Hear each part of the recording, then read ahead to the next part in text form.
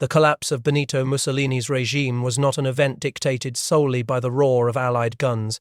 It was a complex, desperate internal maneuver that exposed the rot at the core of fascist Italy.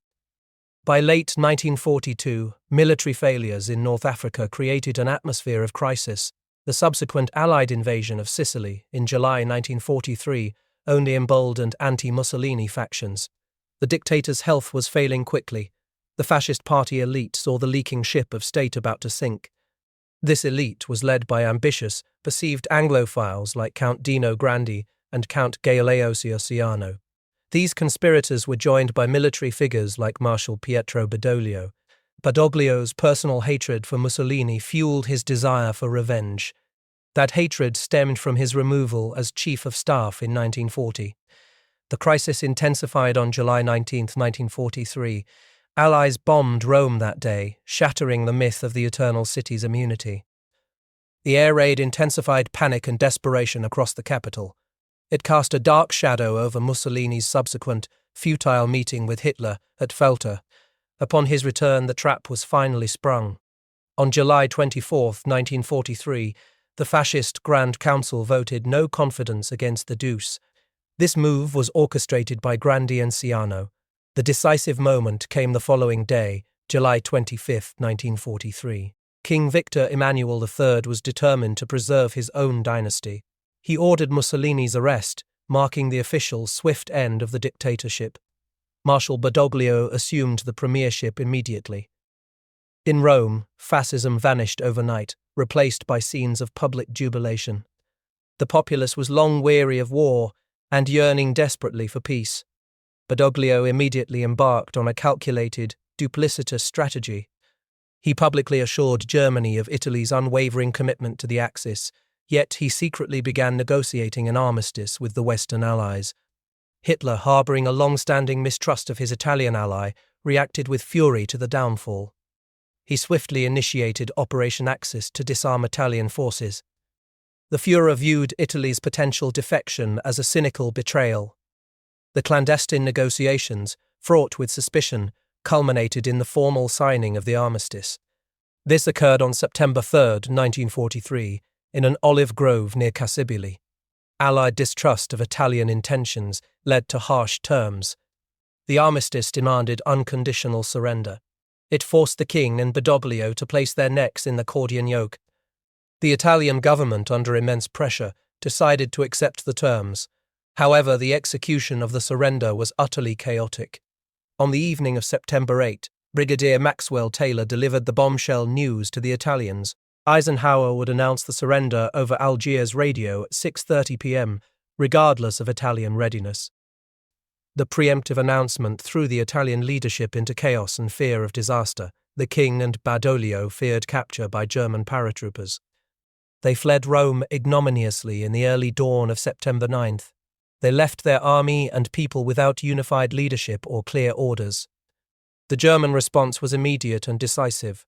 Field Marshal Kesselring, implementing Hitler's aggressive plans, moved rapidly to secure control. The Italian fleet, however, attempted to escape. It sailed for Malta. On the afternoon of September 9th, the Luftwaffe struck. It sank the modern battleship Roma with Admiral Bergamini and many of his crew aboard. The remaining fleet surrendered to the British at Malta. Admiral Cunningham described the moment as Britannia gathering her most glittering prize. Meanwhile, the chaotic capitulation paved the way for the Allied invasion of mainland Italy. This operation was codenamed Operation Avalanche. It was launched at Salerno. This operation was dangerously under-resourced. This was a direct consequence of the US insistence on the Germany First strategy. It was also due to the lawyers' agreement at the Quebec Conference. That agreement prioritized the withdrawal of vital shipping and landing craft for the future Normandy invasion. The dearth of shipping and landing craft was the root of all evil for the Italian campaign. The Salerno landings commenced on September 9, 1943. They were immediately met with a fierce tornado of fire. German panzer divisions, orchestrated by Kesselring, launched powerful counteroffensives. These divisions were commanded by Colonel General von Wertheimhoff-Scheel. The counterattacks pushed the US Fifth Army to the brink of destruction. By September 13th, the battle reached its crisis point. German spearheads exploited a yawning 10-mile gap between the American and British corps. They threatened to drive the Fifth Army back into the sea. This raised the spectre of a second Dunkirk. General Clark, commanding the Fifth Army, faced immense pressure. He even contemplated re-embarking his command post as German forces closed to within 2.5 miles of the beaches. The desperate situation was redeemed by overwhelming Allied air and naval superiority. The night of September 13th and 14th brought the dramatic critical turning point. The 82nd Airborne Division executed a key airborne landing. 1,300 paratroopers dropped from 90 aircraft. Simultaneously, Allied battleships and cruisers like Warset and Valiant provided a thunderous concert of naval gunfire support. Air Marshal Tedder's airmen dropped 3,100 tons of bombs in 4 days. This reduced German positions to smouldering ruins. The German offensive was finally broken off by Kesselring on September 17th. On the ground, moments of human decency shone through amidst the brutal fighting. Gurkhas offered cigarettes to wounded German soldiers. This demonstrated a genuine esteem for a worthy foe. The survival of the Salerno beachhead secured a precarious foothold in Italy.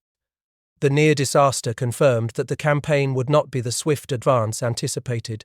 Instead, it would be a prolonged, brutal war of attrition. It would be fought through the difficult, broken and mountainous terrain of Italy. This fighting would lead inexorably toward the fortified horror of the Gustav Line and the tragedy of Monte Cassino. The flight of King Victor Emmanuel III and Marshal Badoglio from Rome was the final, ignominious act of a regime in collapse. They abandoned their capital and their army in the early hours of September 9, 1943. They left behind not just a power vacuum, but a nation plunged into chaos. The Italian army was war-weary and longing for beloved spaghetti. It was suddenly leaderless, facing the highly organized German military machine. The soldiers had no clear orders or unified command. The consequences were immediate and catastrophic for Italian soldiers across the peninsula and the Balkans. They were swiftly disarmed and taken prisoner by their former allies under Hitler's Operation Axis. While the royal family sailed south, the fate of the deposed dictator remained a crucial, unresolved thread. Benito Mussolini had been moved to the isolated mountaintop hotel of Campo Imperatore on Gran Sasso. It was deemed an impregnable prison. But Hitler had not forgotten his old friend. On September 12, 1943, a meticulously planned and audacious operation was launched to free him. German paratroopers, led by the enigmatic SS Commando Otto Skorzeny, landed gliders on the rocky slopes of Gran Sasso. This was a daring daylight raid. The Italian guards were astonished and overwhelmed. They offered little resistance. Within minutes, Mussolini was liberated. He was flown first to Rome and then immediately to Germany. This spectacular rescue was a propaganda coup for the Nazis. It allowed Hitler to immediately establish the Repubblica Sociale Italiana. This was known as the Salo Republic, a brutal puppet regime in German-occupied northern Italy. The war in Italy thus became not just a conflict between Allies and Germans, but a bitter, fratricidal civil war. As the Allies struggled to secure their beachhead at Salerno, German strategy for the defense of the peninsula was hardening. A critical debate raged within the German High Command. Field Marshal Erwin Rommel, commanding Army Group B in the north, advocated for a mobile defense. He proposed fighting delaying actions and withdrawing to the strong natural defensive terrain of the Alps. Rommel believed the entire Italian campaign was a strategic sideshow. He felt it consumed forces better used elsewhere. Field Marshal Albert Kesselring, however, commanded the forces in the south. He insisted on holding the Allies as far south as possible. Kesselring argued that the difficult, mountainous terrain of the Boot was a defender's dream. Kesselring's view eventually prevailed with Hitler. This led to the construction of a series of formidable interlocking defensive belts. These were the Reinhard and Gustav lines. They were designed to bleed the Allies dry and stall their advance indefinitely. The Allied advance up the Italian Boot immediately devolved into the brutal, attritional struggle Kesselring had envisioned. The campaign to breach the first of these major fortifications, the Reinhard Line, was codenamed Operation Raincoat. It was a baptism by fire in the horrors of mountain warfare. The terrain was unforgiving. The Abruzzi Mountains were a jagged, frozen landscape. Icy winter nights and snowstorms turned the sunny south into an impassable hell. Soldiers stood up to their knees in mud. Progress off the main roads was impossible. The relentless torrents created bridging difficulties. Low cloud and mist restricted air support. The Allies, despite their overwhelming material superiority, were forced into an inch-by-inch progression. They faced tenacious German mountain divisions. Key bastions like Monte Camino, Monte Lungo, and Monte Sammucro controlled access to the vital Via Casilina and the Liri Valley. The initial assaults commenced on the night of December 1st. They were preceded by an overwhelming artillery barrage. 925 guns unleashed 207,000 shells in 2 days. This was approximately 4,066 tons of metal. This was aimed at the Monte Camino massif alone. Yet, the German 104th Panzer Grenadiers held their ground until only corpses remained. It took weeks of brutal fighting for the Mignano defile to be broken. The French Expeditionary Corps, led by General June, proved instrumental. Their mountain warfare expertise and determination significantly bolstered the Allied effort. They were coupled with ultra-modern American equipment. The French assault, beginning January 12, saw the Algerian division reach the crest of Monte Casale. But even with specialized troops, the advance was agonizingly slow. Monte Trocchio, the final obstacle before Cassino, fell on January 15th. It had taken the Fifth Army 2.5 months to breach the Reinhard Line. They had advanced only 12 miles. This came at the cost of 15,864 Allied casualties. The front had arrived at the ultimate German defensive bulwark, the Gustav Line. It was centered on the towering ancient fortress of Monte Cassino. Amidst the fear and chaos of the front lines, a German officer performed an act of defiance. Lieutenant Colonel Julius Schlegel was an officer in the Hermann Göring Panzer Division. He was driven by a deep appreciation for art. He also held a premonition of the inevitable destruction of the Monte Cassino monastery. Despite the official German focus on consolidation and defense, Schlegel initiated an unauthorized mission. He sought to preserve its invaluable cultural treasures. His initial attempts to warn the venerable 80-year-old abbot Gregorio Diamar were met with polite disbelief. The abbot trusted past German consideration for the abbey, but Schlegel's resolve solidified. He eventually convinced the bishop of the imminent danger. He emphasized the proximity of the battle. Working feverishly and in secret, Schlegel orchestrated a monumental evacuation. He established a makeshift packing case factory. He ultimately used 120 lorry loads to transport 70,000 volumes and 1,200 original documents. He also moved priceless art, including masterpieces by Titian, Raphael, and Leonardo da Vinci. These treasures were moved nearly 100 miles to safety in Rome. The operation was fraught with peril. The lorries had to maintain 300 yards between them to avoid air attack. One outside lorry was destroyed by machine gun fire. This act of preservation was quickly threatened. An Allied broadcasting station falsely accused the Hermann Göring Panzer Division of looting the monastery. This propaganda was described as potent poison. It created an immensely dangerous situation for Schlegel. It forced him to confront his superiors and the risk of court-martial. He faced tense questioning, employing evasive tactics. He adhered strictly to the truth regarding the salvage operation. To his immense relief, General Conrath not only approved Schlegel's unauthorized actions, he agreed to provide further resources. Schlegel's success continued. He rescued ancient artifacts from Pompeii. By December 8, the last lorry loads from Spoleto were safely delivered in Rome. This cargo included the reliquary of Saint Benedict himself. Bishop Gregorius Diamar signed a commendation for Schlegel and his men. He expressed their undying thanks. This singular commitment by a disciplined German soldier directly contradicted the widespread Allied wartime propaganda. That propaganda falsely accused German troops of looting and destruction. Schlegel's actions provided a crucial counter-narrative. It illustrated that amidst the chaos and brutality of war, moral conviction and respect for human history could prevail. This was true even at immense personal risk. The stage was now set for the most costly and controversial battle of the Italian campaign. This was the fight for Monte Cassino. The Allied campaign had crawled to a halt before the main bulwark of the Gustav Line. The advance from Salerno, predicted to be swift, had instead become a brutal attritional grind. They faced Kesselring's masterfully constructed defences. General Mark Clark, commanding the U.S. Fifth Army, chose to launch his main effort against the strongest sector. This was the strategic choke point commanded by Monte Cassino. On January 17, 1944, the offensive began. The British X-Corps crossed the Garigliano River. But the greatest tragedy unfolded 3 days later. On January 20th and 21st, the U.S. Second Corps was tasked with forcing a crossing of the Rapidy and Gari rivers. This operation immediately devolved into disaster. The 36th Texas Division, under General Walker, suffered horrendous losses. They were mowed down by murderous German crossfire and entangled in minefields. The Rapido, ordinarily a modest stream, became a malevolent little river. It ran red with the blood of Americans who failed to gain a foothold on the far bank. Despite the heavy sacrifices, no breakthrough was achieved. To break this deadly stalemate, the Allies conceived a bold flanking maneuver. It was codenamed Operation Shingle. On January 22, 1944, the U.S. Sixth Corps landed at Anzio Nettuno, south of Rome. The invasion fleet comprised 243 ships and 50,000 assault troops.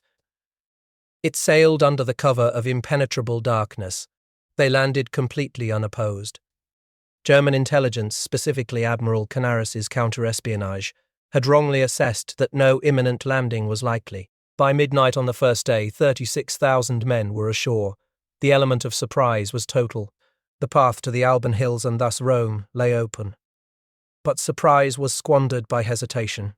General John Lucas, the commander at Anzio, was afflicted by the Salerno complex. This was a paralyzing fear of being pushed back into the sea. Instead of exploiting the initial advantage with a rapid thrust inland, Lucas adopted a cautious approach. He focused on consolidating his beachhead. This gave Field Marshal Kesselring exactly what he needed: time. The German commander-in-chief south moved his pieces on the chessboard with lightning speed. He drew troops from various fronts to consolidate a formidable defensive ring around the beachhead. General von Mackensen, commanding the 14th Army, organized a defense built on improvisation. This was exemplified by battle groups like Major Derrick, hastily assembled from a dozen disparate units. A potential swift victory was instantly transformed into the prolonged, costly engagement known as the Hell of Anzio. Meanwhile, back at the Gustav Line, the ancient monastery of Monte Cassino became a fatal obsession for Allied command. Pope Pius XII had personally pleaded to exclude the abbey from the battle zone. Field Marshal Kesselring had given explicit orders forbidding German occupation. Yet, Allied intelligence insisted the monastery was a German observation post and strongpoint. Allied helicopter reconnaissance provided what was perceived as concrete and irrefutable proof.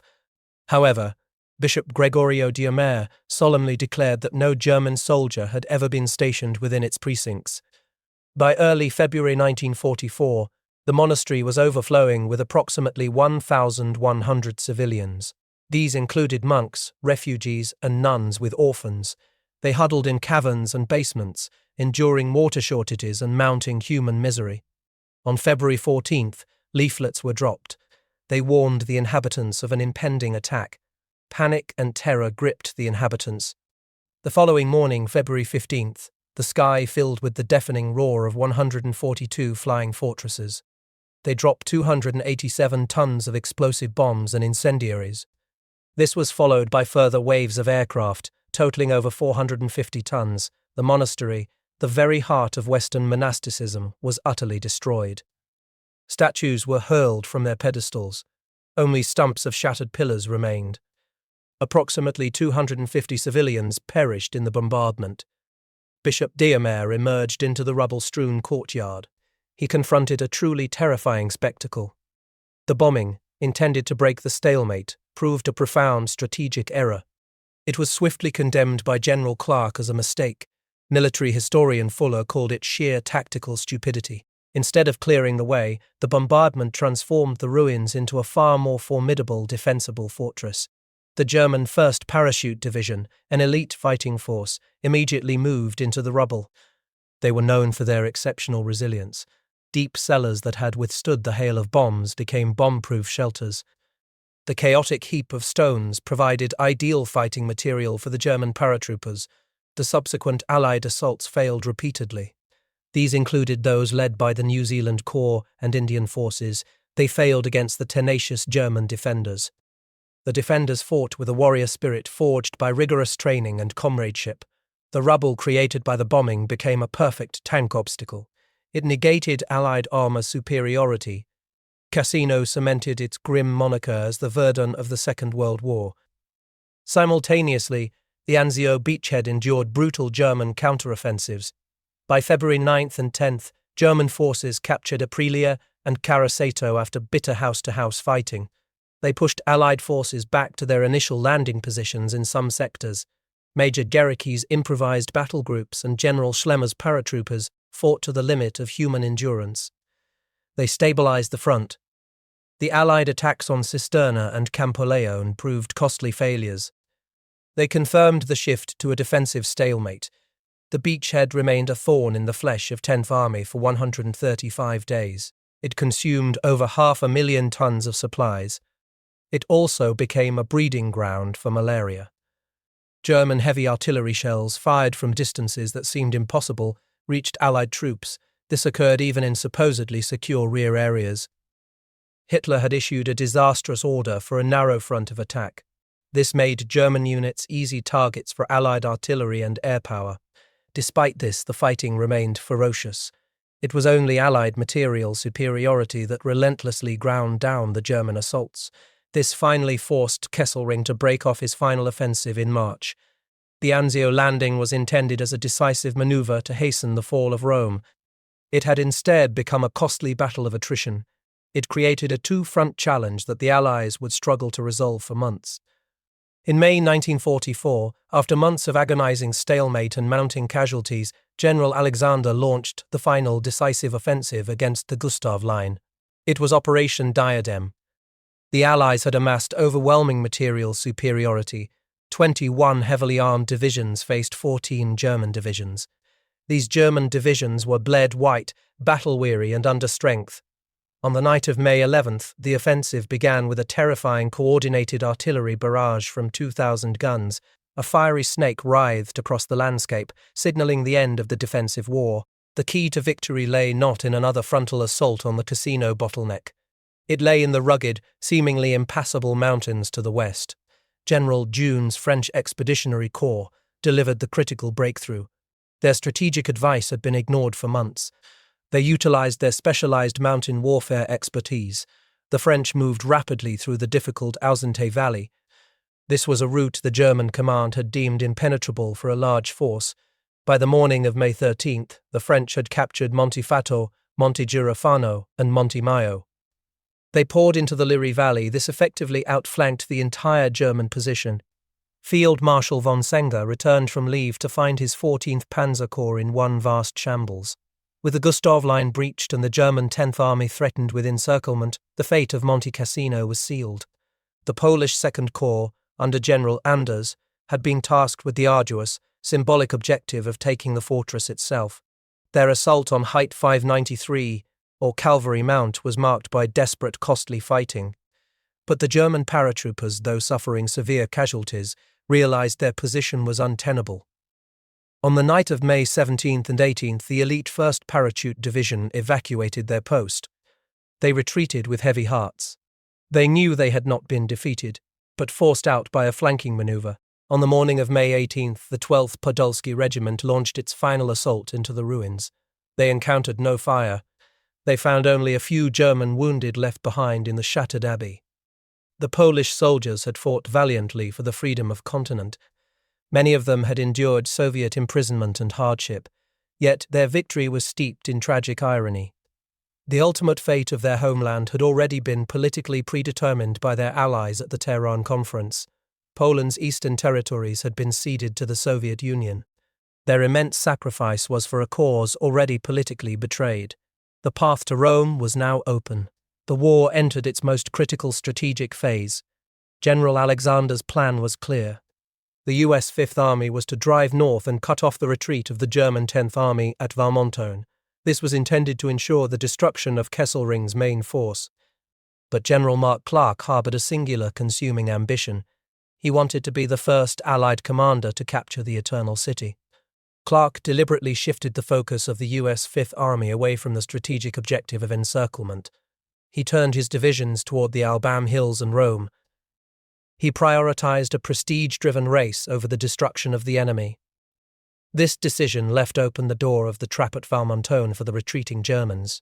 Urgent telegrams from Churchill emphasized that the cop that counts was strategic advantage, not symbolic conquest. Despite this, Clark pressed ahead. Kesselring seized the opportunity offered by Clark's blunder. He had already prioritized preserving Rome's art and architecture by not demolishing the bridges over the Tiber. He rushed his escaping forces through the gap. On June 4, 1944, the U.S. 1st Armored Division led the Fifth Army into Rome.